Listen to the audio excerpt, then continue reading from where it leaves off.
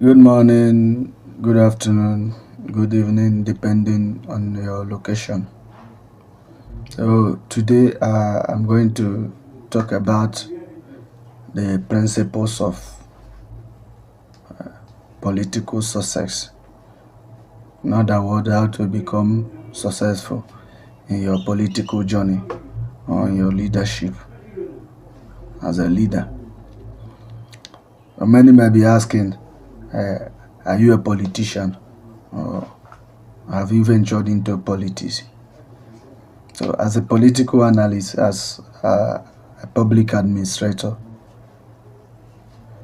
I have enumerated more than 50 principles, 50, yeah, that guarantee a successful political career of an intending politician or a leader. And I'll be explaining all the principles one by one. All you need to do is relax and learn, and do not fail to follow this Otega TV. Comment, ask your questions, and also share. It's a very wide topic. So, as you listen to me, analyze the principles one after the other, and I bet you this is going to be an interesting discourse. So, let's go to the number one principle. Principle number one. Yes, a political leader who truly understood virtue and the sense of the qualities needed to perpetuate his constituency and his own power would prefer the vice of meanness to the virtue of liberality. As a political leader, as a leader, how do you manage people's feeling and views towards your leadership? We are in a democratic system of government where the views of people are more important to political affairs than personal views. As a leader, how do you deal with people's opinion when they differ from yours? The people you are leading, how do you deal with their opinion when their is entirely different from yours as a leader? Now, democracy provides for an avenue where people express their views concerning governance. Therefore, as a leader, you should be able to give room for fair hearing, allowed people to express themselves, aid their views on your leadership.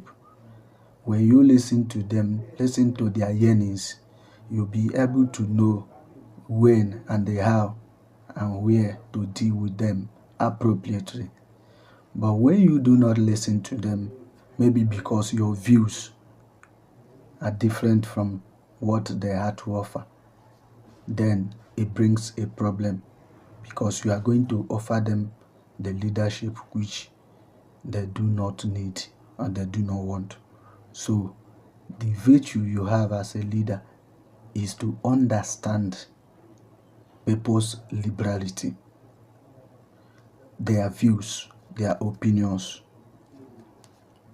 not by forcing them to do that which you think is the best or which you think they will want to believe or take when you've not sought for their opinion. Therefore, in your capacity as a leader, your appointees are important because mostly these people are the one that lead the leaders astray. They shut the people from assessing their leaders. So leaders act based on the advice of their advisors and their appointees, and they ignore the yearnings of the people. And at the end of the day, the yearnings of the people is what really matters in politics. Therefore, as a leader, you must pay attention to this. That is principle number 1. Principle number 2. Now, a virtuous man should gain his ends by communication and persuasion rather than by force or treachery. The third is appropriate to animals, the lion and the fox, respectively. Nigeria is a place where politics of deception holds sway. Politicians during electioneering campaigns, they come out, tell us that they will kill God for us, they will kill Satan for us, they will kill lion for us. In fact, they will electrify every place. They will make rain to fall during dry season. They will make promises upon promises upon promises. Promises that when you hear them, you will do everything to make sure that those promises, that you partake in them. But at the end of the day, none of those promises are kept because they are never true. As a leader, you should avoid ascending to power through treachery. Yes, when you deceive the people into electing you as a leader, know that you have created very big enmity between you and the people, because you will never fulfill your political promises, and the people are always on hand to hold you responsible by what you said and what you promised during campaigns. This is why politics has never fared better in Nigeria, because politicians ascend to power through treachery. There is what we call OBT, obtained by tricks. They think that without tricks, that they cannot convince people into voting them into power. But that is not the truth. When you have what it takes, when you have what to offer, when you know that what you have to offer is what the people really need, you don't really need to trick them into following you. They will follow you freely. But this is a virtue you have to possess as a leader. Therefore, you should not use trick to gain access to power. It doesn't work that way. It puts you at perpetual enmity with the people you are leading. And once that creeps in, you find it difficult to deliver effective leadership to the people. So virtue number 2, principle number 2, ensure that the tactics appropriate to animals are far off from you as a leader. Be truthful with the people. Let them know that what you promise to offer is what you really has to offer. Principle number 2. Principle number 3. Now pay attention very well to this number 3. Straightforward effort to master and apply the tenet of traditional morality will not produce an effective ruler. Politics must have its rules. Yes, this is very much important.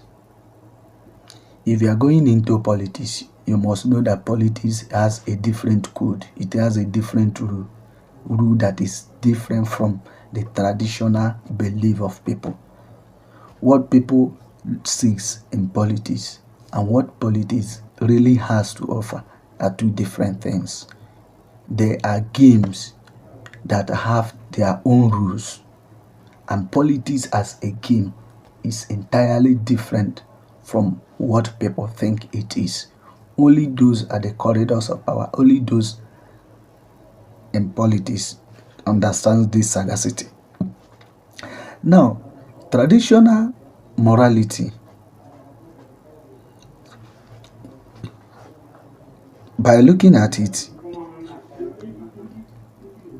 ensures that people and what they believe in are upheld at all times. That is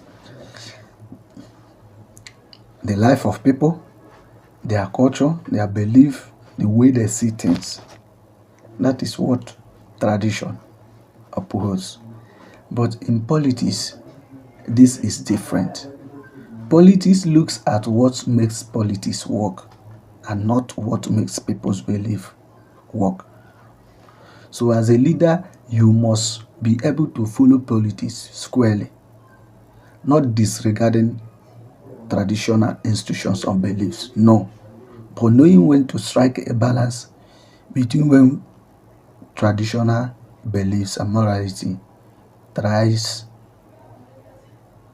to come into the way of your politics. So as a leader, knowing this will give you access to more success in your political career. This is principle number 3. Principle number 4. Then another important one, that is number 4. Sometimes circumstances might favor one style of action, sometimes another, but no man could always or often tailor his character to the changing times.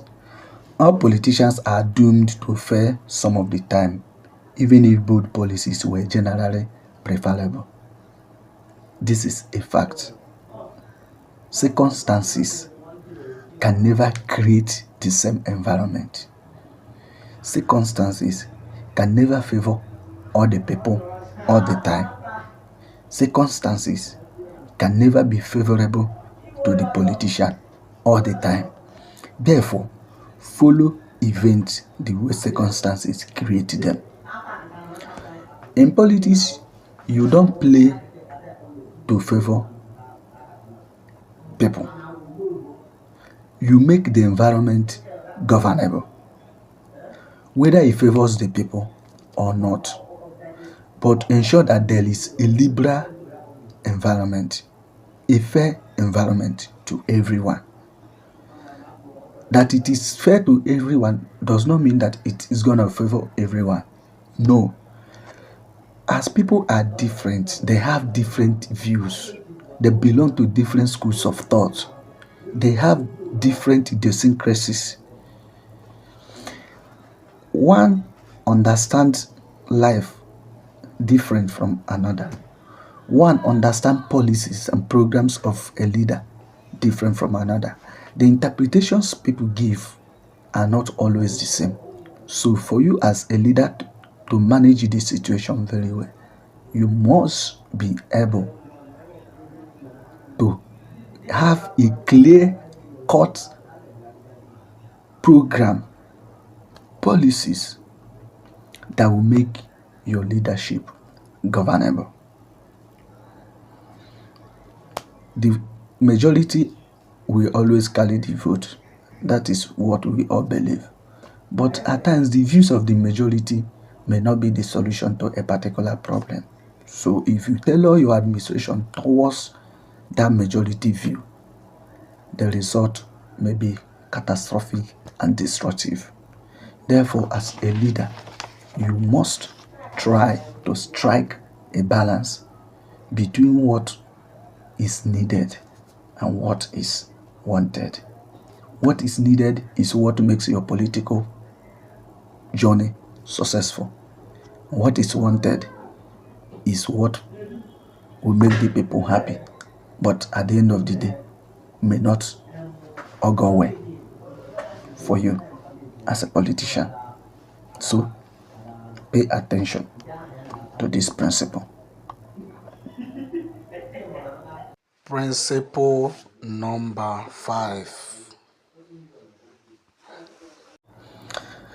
This number 5 is very, very important. Listen very well. Men who are anxious to win the favor of a leader nearly always follow the custom of presenting themselves to him with the positions they value most, or with things they know especially please him. This is always a trap. Whenever someone is giving you a valuable gift, when you are in a position of authority, always be careful to study their intentions.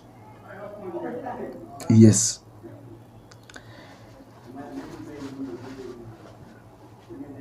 My favorite lecturer, Mr. Ohanetejud, he will always say, when it is too good to be true, then it is false. Be careful. This is one of his words that I have always made my own policy. Whenever it is too good to be true, be careful. It is false. For someone to give you his most treasured property, something that he values most, it is not always free. There is something attached to it. And this is where leaders always have problem with their followers and constituents. Those of them that think they are well to do in the society will come to you while harboring another thing in their minds. Will come and offer you gifts. Some will offer you landed properties, sometimes disputed land they stole from people, they will offer to you. Some will offer their cars, some will offer landed properties just because they are looking at something. Now you ask yourself, when you have not become a leader, where were these people? Were they giving you gifts? Were they close to you? Did they even know that you exist? But now you have ascended to a position of leadership. Everyone is now coming close with gifts. Now, a leader, when you are entrapped by these gifts, remember, there is always an expectation from whoever gives. And when you fail to reciprocate, then they will gang up and find ways to bring you down, because you have eaten, and what you ate will hook you by the truth. You must give back to he that gave you. That is how the society is tailored. So as a leader, always be careful and always be smart. Those people that are coming close to you with gifts while you are in authority, be always careful of these ones, because your failure as a leader, your downfall, will always start from this set of people. Be careful of this principle. Principle number 6. Another important principle, number 6. To fully comprehend the nature of the people, one must be a leader. And to fully comprehend the nature of leaders, one must be an ordinary citizen. This is what I call the indissoluble marriage of power. And this is what politics, leadership, followership, this is it. This is the point. As a leader, you can't lead people you don't know. Therefore, education is very, very important. When I mean education, I do not necessarily specifying formal education. No. Education could be formal or informal. Though in this aspect, I'll be advocating for formal education. Before you lead someone, you must know that person. You must know his weakness. You must know what pleases him. You must know how to deal with him. That is what every leader is supposed to do. You can't be successful in leadership without knowing the people you are leading, what they want, what they need, their belief, their lifestyle, their culture. This is what makes you a good leader. If you don't know all these things, don't even venture into leadership. Don't even venture into politics. And the followers, the same thing applies to them. But let me tell you why it is even very much important for a leader than a follower. Because every follower knows the leader. They know your capacity. Yes, you may think that they don't know, and you may not know all of them one by one, but all of them know you. They know your capacity. They know what you can offer. When you lie to them, they know. When you tell them the truth, they know. When you say you will do something, they know what you can do and what you cannot. So you must learn them, study them, and apply the knowledge from studying them to them so that you will lead them well. It is very, very important. So as a leader, education is important. Dedicate yourself to education. Even while in the leadership position, continue to educate yourself, because learning is a lifetime process. It doesn't end until you are normal. Understand? You learn people every day. Circumstances create the room for education. When you approach people, when you get closer to them, when you study the situations in the society, the circumstances, the happenings, you learn more what that will help you to administer the people. Even in your family, you can be a leader anywhere, because I've been talking and talking and talking, and people think I'm talking of politicians alone. No, even in the school, even in the church, anywhere you find yourself as a leader, these principles must be applied. If you fail to do them, if you fail to apply them, then you have failed woefully as a leader. Number 7. Another important principle: change. Change. In politics, one change always leaves a tootling stone for the next. We say that change is always constant, the only constant thing in life. Yes, even in leadership, there's always the need for change. And when you are bringing in change in your administration, always leave room for more changes, because what works today may not work tomorrow. What worked yesteryears may no longer work today. Therefore, it is not thy kingdom come. Leadership is not always thy kingdom come. Circumstances can change at any time. Therefore, be open to changes. And when these changes, you apply these changes, always make room for the next changes. Know very well that someone that is coming after you may change the policies and policies you have made today. Therefore, there is always room for that change. When you are changing the policies and beliefs and the people's mindset, understanding of the society in your time as a leader, make sure that you do not bring changes that will be difficult for people to adapt, because that will bring a problem to your leadership. Always bring flexible changes that can be managed, changes that can be modified, changes that cannot be too difficult for people to adapt to. So, as a leader, understand the people, understand the times, understand the change, when, where, and how to apply it. Principle number 8. Now, this number 8, I have to explain it extensively. Principle number 8. No matter how powerful one's army is, in order to enter a territory, one needs the good will of the inhabitant. Nico Machiavelli. Now, let me use River State as an example. The president uses his veto power by the help of the National Assembly to change people's mandate, people's way, the governor that was duly elected by the people of River State. He did it because the military are at his disposal. The police, other security agencies, they are at his beckon.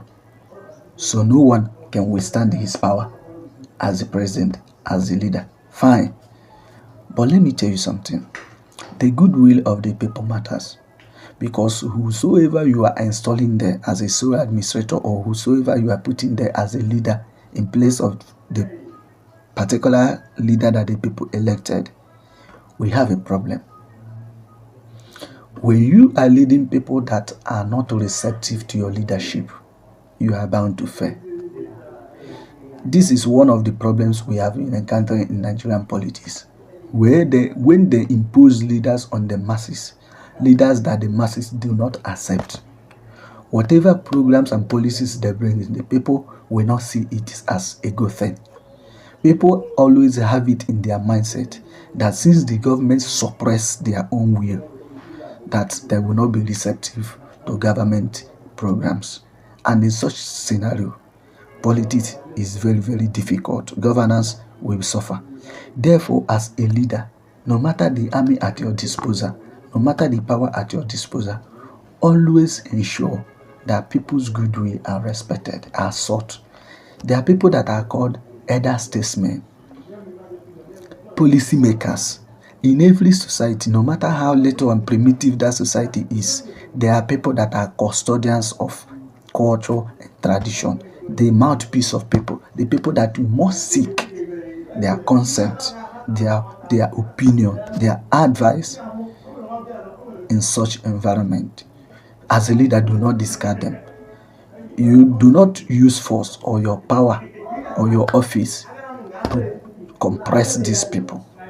Once you do it, you have a problem. They know the environment more than you. They know the people to incite more than you do. And before you know it, you as a leader will use yourself and destroy a smooth legacy that you are supposed to have with the people. Therefore, as a leader, always ensure that your armies, your security, do not go beyond their powers. Ensure that they are always at your command, and ensure that your command is not one that will be at the detriment of the people you are leading. Understanding this principle will help you succeed as a leader. Number 9. Principle number 9, very powerful. Listen to this. When a territory that once rebelled are reconquered, they are not lost so easily. For a leader, taking advantage of the revolt is less scrupulous in securing himself by punishing the offenders, probing suspects, strengthening himself where he is the weakest. The federal government of Nigeria failed this principle, and they have been failing this principle even till today. How do I mean? Southeast is a conquered territory. No matter what we were told, that the war is a victor, no vanquished. We know the victor, we know the vanquished. The Southeast is a conquered territory. And the government and their policy and program of reconciliation, rehabilitation, and the reconstruction, they have failed to rehabilitate the people of Southeast. I am not advocating for the people of Southeast. I am trying to explain this principle very well. Now, when you defeat a people and you are trying to rehabilitate them, to reintegrate them into the society, you do not do it by punishing the offenders. And you do not do it by trying to remind them that it is because of their action that you are doing what you are doing as a leader. No. If you are really and sincerely reintegrating them in the society, let them understand that they have erred and let it end there. Let every program and the policies of government that is given to other parts of the state or country be extended to them in equal proportion. If this is done, there will be any room for rebellion or agitation in the future. But when you failed in your capacity as a leader to do this, when you single out, maybe directly or indirectly, people from that environment to punish them in order to establish yourself as a leader, you will always have problem with that particular society. Therefore, as a leader, ensure that there is room for fairness, equity, justice, and equal distribution of resources in your territory. Let every individual, group of people, society see themselves as equal. Do not prioritize people.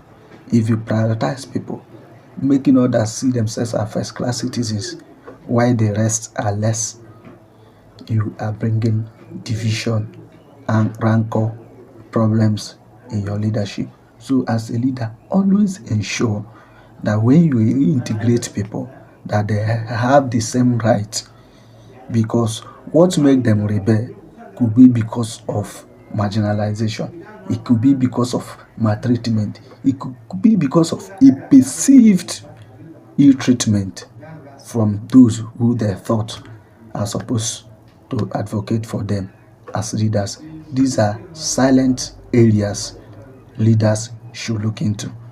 And this principle number 9 should not be toyed with by any leader. And finally, number 10. Now, before I end this part 1 of this discourse, principle number 10.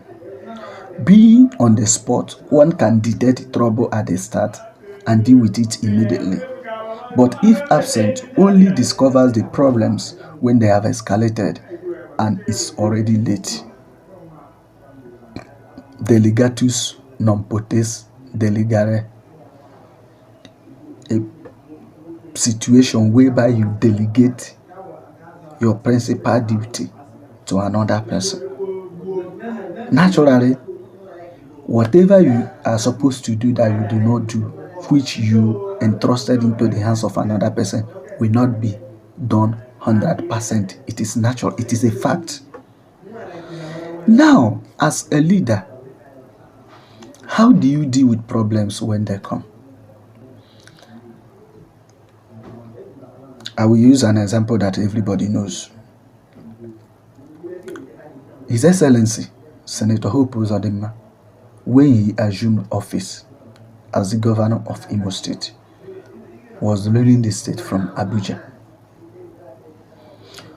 He only hears of the security challenges of the state on radio and television and opts to offer solution from Abuja to a problem that is in Imo State. How can that be possible? Now, I may say he was there then because of the circumstances that surround his assumption or ascension into office. But as a leader, you must be on hand to attend to challenges where it happens. In 2008 or 2009, Goodluck Jonathan, being the vice president of Nigeria, was able to have a one-on-one conversation with Niger Delta militants in the creeks. He had to come down from Abuja to meet them. There was no delegate, there was no intermediary, there was no second person. He met them face to face, being a leader. And that singular act resulted into the militants dropping their weapons and accepting amnesty from government. On the spot, you will be able to detect the root cause of the security challenges and the problems in your administration, the cracks, the causes, the people that are the brain behind such problems. So as a leader, you should strive always to be at the spot. It is true that due to the vastness of Nigeria society and the vastness of the society and the state, it is not possible for the leader to be at every place at all times. No. But this is where your appointees come in. The people you appoint to represent you, the delegates, how did they represent you?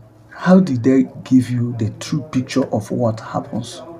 Now, you as the leader, as the one appointed them, how quick do you react to their report? Do you just sit down in the office and wait for a report, or do you spare time to go and look at the challenges of the people? Boko Haram, the bandits, the Fulani herdsmen, every day by day are killing people in Benue, in Plateau, in the Middle Belt. But they are leaders that are in Abuja, sending delegates, making promises, talking on radio, on television. And after talking, the people will be killed more because they have failed in their capacity to uphold this number 10 principle. You don't rule in prosy. You don't lead in prosy. You must be there to interface with the people, to know how they are feeling, to know what their problem is.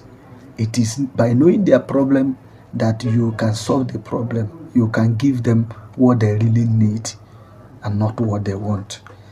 And the governance and politics is all about what people need and not their want. I am going to stop at this principle number 10 to be continued.